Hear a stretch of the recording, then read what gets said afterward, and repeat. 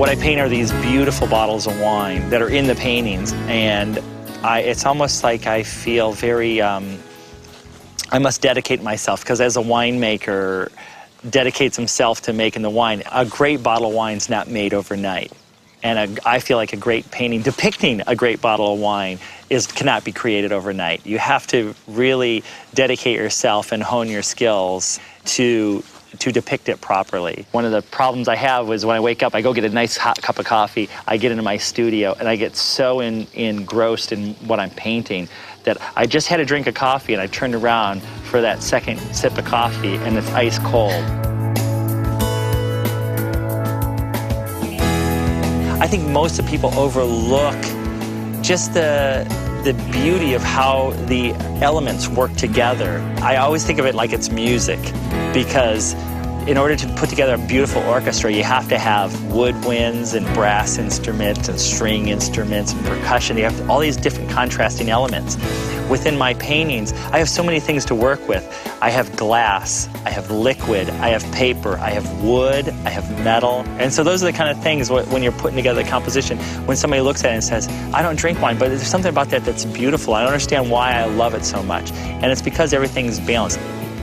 Vanessa's part in all of the Thomas Arvid fine art things, she always seems to be the person that's kind of standing off in the background, and she really has a large part of what the beginning of me painting, where when I met her, she understood before I actually did that what I had within me had to come out, that I was an artist, and she really helped me pull that out by really giving me the confidence. She was the one that said, no, you're an artist above all other things.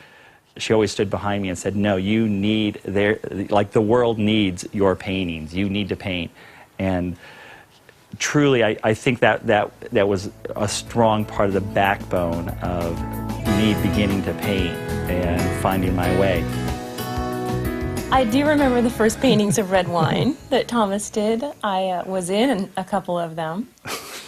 And I hesitate to even call it a series because it just happened so naturally that Thomas didn't actually say, hey, you know, that's all I'm going to paint.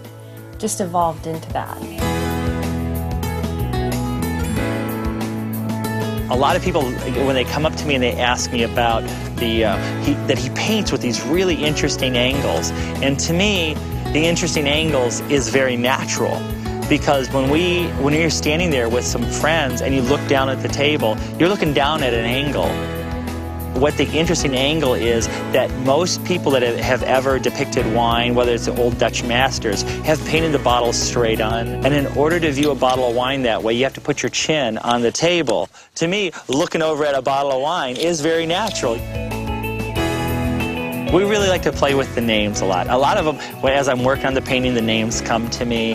But we have when it rains, it pours, twice the fun, and there's like two bottles of great wine that you're just, you know, one bottle's not enough, but twice the fun just really adds into it.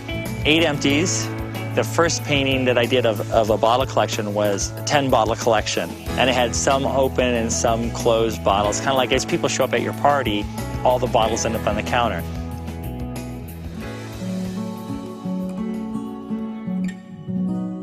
I feel like I've done a great job of building my life where I can spend a lot of time at home with my family, with my kids. And in some senses, it's completely backwards to what a normal life would be.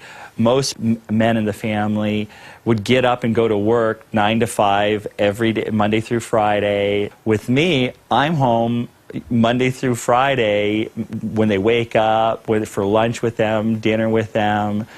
But then all of a sudden I have to go on the road for the weekends and do shows. So I tend to not see them Friday night, Saturday, and maybe Sunday night I'm home. So it's reversed.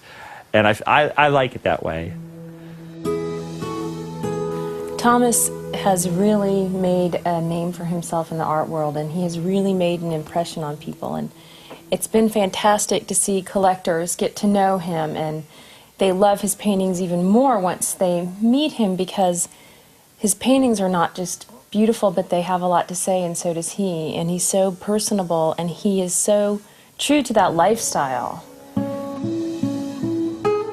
We kind of felt it was time for us to put together a book. I've been painting wine now for over 10 years, and I have a body of work which I felt would be, it's the time to do it. And it was really interesting because as I'm trying to get paintings done, I have people that are helping me do the book trying to dissect my life and asking me, hey Tom, what about this painting? When did you do this one? It's quite shocking to see so many parts of your life be flashed in front of your face. I think a big part of the Thomas Arvid phenomenon and where we are today is because of the galleries that carry Tom's work, because we are really in an elite and wonderful group of galleries across the United States who have been hand-selected and who in turn selected us to be with them.